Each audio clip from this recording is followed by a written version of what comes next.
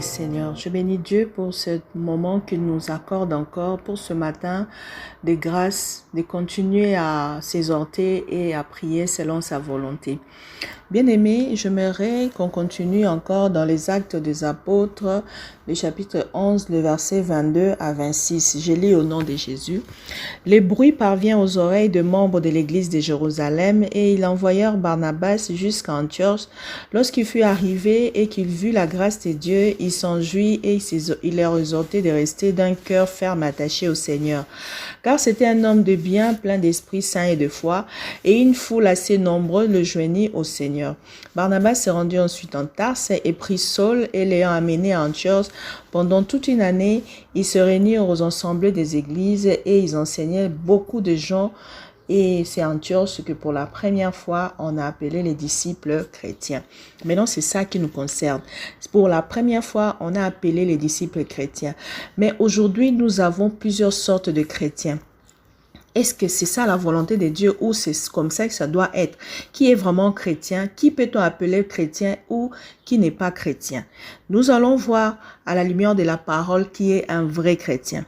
Mais avant de voir cela, nous allons définir peut-être le mot chrétien qui vient du mot qui signifie Christ, le Messie. Alors, on peut appeler chrétien selon la définition une personne qui professe une religion issue de Jésus-Christ de Nazareth, ou bien quelqu'un qui est un étudiant de la Bible ou quelqu'un qui enseigne les évangiles.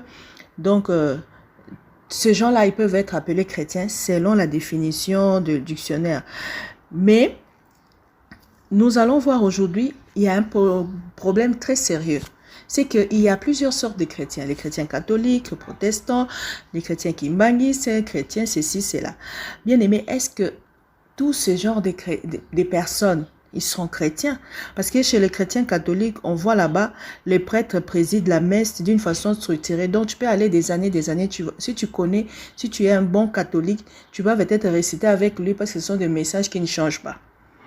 Et la croix, il y a la statue de Jésus qui est représentée dessus, mais chez les protestants, le pasteur prêche comme il veut, il dit selon l'inspiration du Saint-Esprit, et leur croix est vide, il n'y a pas Jésus-Christ dessus.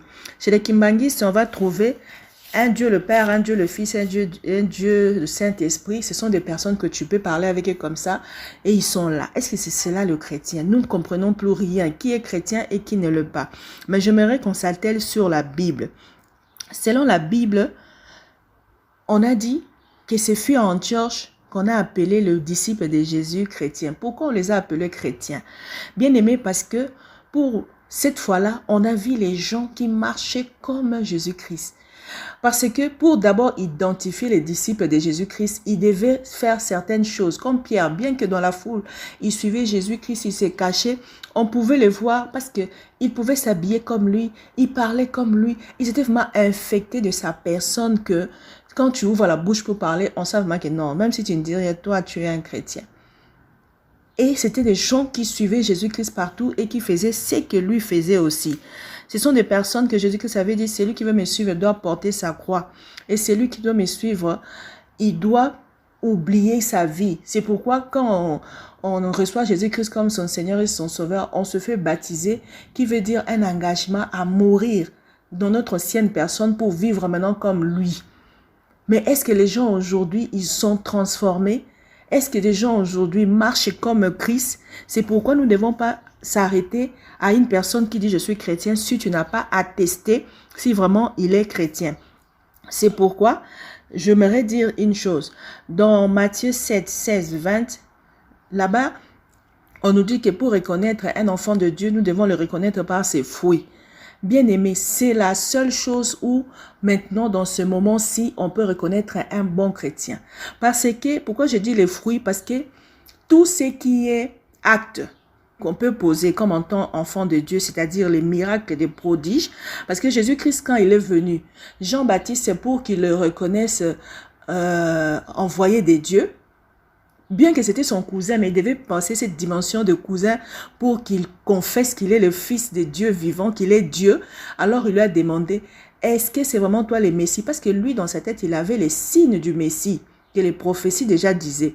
Alors Jésus-Christ dans Luc 7, 22, il a dit à ses disciples, allez dire aux gens que les aveugles voient, les boiteux marchent, les lépreux sont purifiés, les sourds entendent et les morts sont ressuscités et la bonne nouvelle est prêchée dans toutes les nations.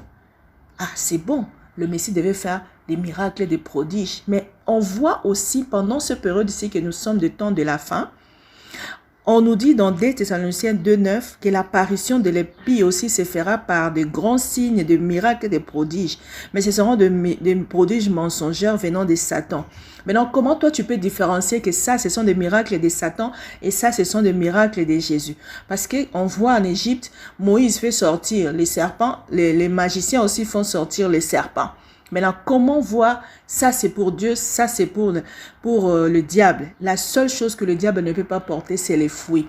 Les fruits du Saint-Esprit, il n'y en a pas. C'est pourquoi j'insiste sur le baptême du Saint-Esprit dans tous les enfants de Dieu. Tu ne peux pas dire que tu es un chrétien sans être baptisé du Saint-Esprit et porter le fruit du Saint-Esprit. Bien-aimé, les fruits du Saint-Esprit, c'est l'amour, la joie, la paix, la patience, la bonté, la bénignité, la fidélité, la douceur, la tempérance. Pour avoir le fruit du Saint-Esprit, tu dois apprendre à crucifier ta chair. C'est pourquoi Paul disait, celui qui s'est crucifié sa chair en a fini avec les péchés. Et nous devons marcher selon l'esprit pour ne pas accomplir les œuvres de la chair. Parce qu'en accomplissant les œuvres de la chair, tu peux faire des miracles, tu peux faire des prodiges, tu peux faire tout ce que tu peux faire. Tu es un enfant du diable. Parce que dans ce moment-ci, les diables donnent le pouvoir à ses enfants pour séduire des milliers de personnes. C'est pourquoi aujourd'hui, tu peux voir un pasteur, il ressuscite même les morts.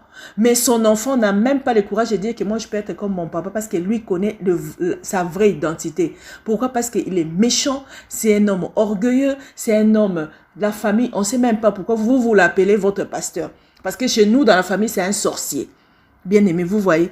Donc, vous devez passer vos pasteurs, vos serviteurs, les serviteurs de Dieu dans le tamis pour voir est-ce qu'ils portent le fruit. C'est le seul signe où nous devons reconnaître le serviteur et les enfants de Dieu, afin de les appeler chrétiens. Si tu n'as pas fait ça, et que parce que tu as vu les miracles, tu commences à dire que notre pasteur, il est puissant, vous allez servir un homme. C'est pourquoi vous allez dans les églises où on vous fait faire des choses, on monte sur vous, on saute sur vous, on vous jette par terre, on vous tape, on vous fait tout ce qu'on peut faire, et vous ne dites rien, parce que vous êtes aveuglés. Vous croyez que c'est ça, être un serviteur de Dieu? Non, un serviteur de Dieu, Jésus-Christ a dit à Pierre et aux apôtres, celui qui va être le plus grand doit être le plus petit. Donc, celui qui sert, c'est celui qui est le vrai serviteur de Dieu.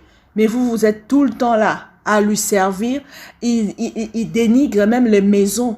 Les femmes mariées, on ne sait même pas respecter les serviteurs. C'est un impoli, c'est un impudique, c'est un magicien.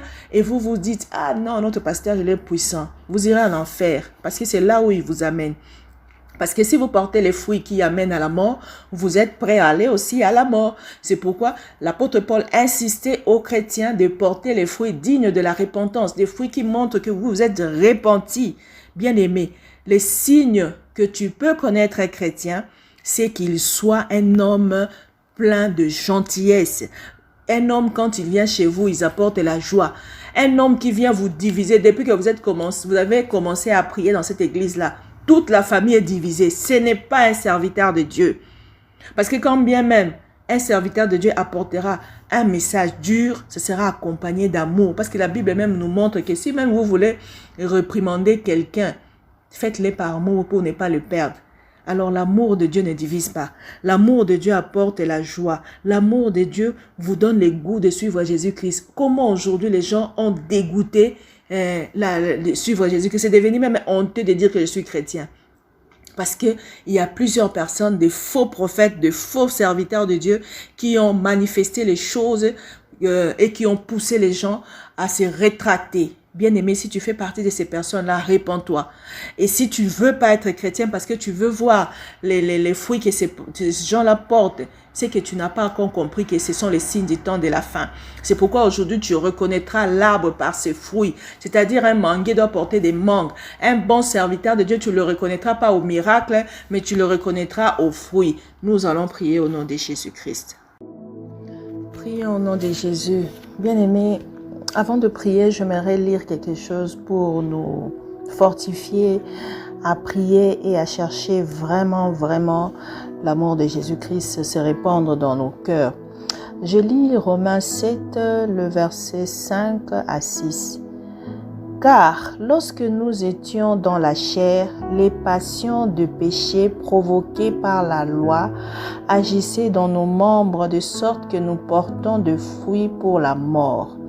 Mais maintenant, nous avons été dégagés de la loi, étant morts à cette loi sous laquelle nous étions retenus, de sorte que nous servons Dieu dans un esprit nouveau et non selon la lettre qui a vieilli.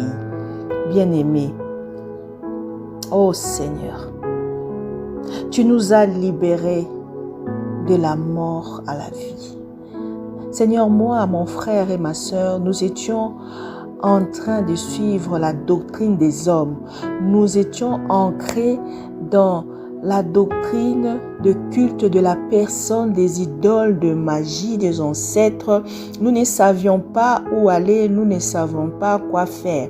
Mais maintenant, tu viens nous montrer que nous devons porter les fruits qui vont nous amener à la vie, c'est-à-dire être une nouvelle créature. Nous ne pourrons pas y arriver seuls parce que tu es notre Dieu. Tu es celui qui nous a aimés étant pécheurs et tu nous as sortis du monde afin de vivre selon l'Esprit. Seigneur, nous voulons apprendre à vivre selon ta volonté, à vivre comme toi tu as vécu. Nous voulons, Éternel, que tu ne regardes pas notre temps d'ignorance, mais que tu regardes ton amour à la croix pour nous. C'est pourquoi chaque jour tu te fais révéler à nous. Chaque jour, tu nous montres le chemin afin que partout où nous sommes, dans nos travails, dans nos maisons, nous soyons de bons chrétiens. Seigneur, nous voulons vraiment, lorsqu'on nous appelle chrétiens, que nous-mêmes nous sentons un oui. Oh Seigneur, car même l'Esprit de Dieu peut s'unir avec nous pour confirmer que nous sommes chrétiens.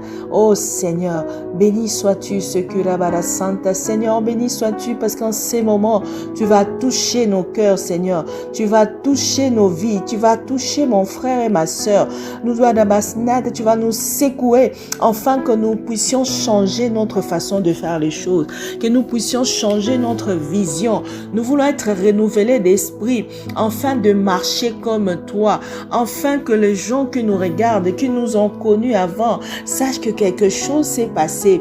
Oh Seigneur, les pharisiens pouvaient regarder les apôtres et dire non, ces gens on les connaît, ce sont des gens sans instruction. Mais comment ils peuvent parler comme ça, comme plus que même les docteurs de la loi, parce qu'ils ont été renouvelés de l'esprit. Renouvelle l'esprit de mon frère, de ma sœur. Renouvelle la science, la connaissance, Seigneur Dieu. Nous voulons, Seigneur, oh Dieu, ne pas rester sur la science humaine, mais nous voulons connaître ta science à toi. Regarde, le diable fait faire aux gens les choses aujourd'hui. Le diable, chaque jour, il multiplie les stratégies de détruire tes enfants. Tu nous as pas créés pour servir le diable, mais tu nous as créés pour te louer, t'adorer. Tu as fait de nous tes enfants à ton image. Que l'image de Jésus-Christ dans chacun de nous puisse primer, afin de nous empêcher de faire le mal, afin de nous aider à voir le mal et de le haïr. Seigneur, j'aimerais que tu répondes, Seigneur, l'amour de chercher Dieu dans la vie de mon frère qui m'écoute, de ma soeur qui m'écoute. Seigneur, que tu révèles à chacun, Seigneur, oh Dieu, sa mission, que tu révèles à chacun ses erreurs. Tu es celui qui corrige mieux. Seigneur, oh Dieu, là où les hommes peuvent approuver nos actes, toi, tu sais ce qui est bon et ce qui est bien et ce qui est vrai et ce qui est faux. C'est toi qui peux nous répandre pour que nous puissions repentir, Seigneur, nous se repentir et nous nous canaliser. Seigneur, lorsque les hommes pouvaient voir Paul, un grand serviteur de Dieu, mais toi, tu voyais qu'il était perdu. Regarde tous ces hommes de Dieu qui sont perdus, tous ces hommes de Dieu qui autrefois ont proféré la bonne nouvelle, ont prêché la bonne nouvelle. Aujourd'hui, ils prêchent la nouvelle du ventre, la nouvelle qui pour leur apporter des choses de matériel, des choses qui vont périr. C'est des personnes qui aujourd'hui sont prêtes à détruire, Seigneur, oh Dieu, leur vie, enfin de gagner le monde. Seigneur, pitié. Pitié, Seigneur, viens sonner dans leur cœur. Tu ne veux pas la mort d'un pécheur. Ton amour pour nous, c'est que à la fin, tu ne dises pas arrière de moi, mon votre serviteur. Je t'ai jamais connu. Oh Seigneur, nous ne voulons pas être comme des vierges folles qui jusqu'à la fin, ils ont perdu le royaume. Oh Seigneur, à quoi servirais-tu à l'homme de perdre sa vie et de perdre son âme, de perdre l'éternité pour hériter le monde? Oh Seigneur, répands ton esprit sur tes enfants. Répands ton esprit sur ceux-là qui ont la conscience de leur vie, qui, Seigneur, en Dieu, en ce moment, tu leur montres les erreurs de leur vie et qui se disent, Seigneur, je veux remédier. C'est ça le cœur que tu veux que nous ayons. Donne le cœur des chairs, afin d'être sensible à la parole de Dieu. Pousse le cri, Seigneur, ô Dieu, dans le cœur de tous tes enfants, afin de se remettre dans le droit chemin. Les jours sont mauvais. La fin du monde approche. La fin de toutes choses approche. Les signes de la fin sont là. Nous pouvons regarder le ciel et dire qu'il y aura la pluie. Mais nous mettons une barrière à regarder que la fin du monde est proche. Et c'est le risque du diable pour nous amener tous en enfer. Mais moi, je ne veux pas aller. Ma famille ne partira pas. Mon frère, ma soeur ne partira pas. C'est pourquoi nous prenons la décision de te suivre. Nous croyons, Seigneur, que tu es le Dieu, le Seigneur qui est mort à la croix pour nous. Et nous confessons que nos vies vont refléter la gloire de Dieu. Nous allons vivre comme le Christ. Nous allons crucifier la chair afin de finir avec le péché. Nous allons essayer de marcher selon l'Esprit pour ne pas accomplir les œuvres du mal. Je bénis la journée de mon frère. Nous voulons marcher avec cette pensée de victoire. Nous voulons passer cette journée avec cette pensée de chercher la vraie vie que le chemin de Jésus-Christ. Nous voulons arrêter d'amasser dans ce monde, mais nous voulons amasser au ciel, afin de récolter la vie éternelle. Bénis, Seigneur, oh Dieu, le chemin de chacun. Bénis la vie de chacun. Je prie pour tous ceux qui sont malades dans leur peau, pour tous ceux qui souffrent. Seigneur, que ton amour leur donne un cœur apaisé, un cœur qui leur fait croire tout ce que tu as fait à la croix était pour eux, afin qu'ils aient maintenant la guérison dans leur peau au nom de Jésus. La Bible dit, venez en moi, vous tous qui êtes fatigués, chargés, je vous donnerai du repos. Seigneur, je viens avec mon frère qui est malade, ma soeur qui est malade, celui qui est fatigué de ses problèmes, de ses échecs. Nous venons les déposer à la croix et nous voulons porter ton joug qui est paisible à porter, qui est léger à porter. Nous venons, Seigneur, priez, Seigneur, oh Dieu, pour ceux qui sont, Seigneur, oh Dieu, enchaînés, Seigneur, par les hommes. Que la liberté soit. La Bible dit, vous connaîtrez la parole, la vérité, et vous serez libres. La vérité, c'est toi-même, Jésus-Christ. Maintenant que nous connaissons comment être un bon chrétien, afin d'hériter les choses que toi, tu nous as données. Parce que des fois, nous prions et nous ne recevons rien. Parce que nous ne sommes pas des enfants de Dieu. Parce que nous ne sommes pas les disciples de Dieu. Parce que nous ne sommes pas des chrétiens. Nous sommes des imposteurs. C'est pourquoi nous pouvons hériter avec toi. Nous voulons que les choses changent. Que ce matin, que mon frère puisse se repentir, puisse revenir à Dieu au nom de Jésus-Christ. Et que maintenant que nous prions, nous puissions recevoir tout ce qui est attaché à la vie des enfants de Dieu, comme la bénédiction, la guérison, la vie et tout ce qui va avec, car tu as dit chercher premièrement le royaume et le reste vous sera donné par-dessus croix.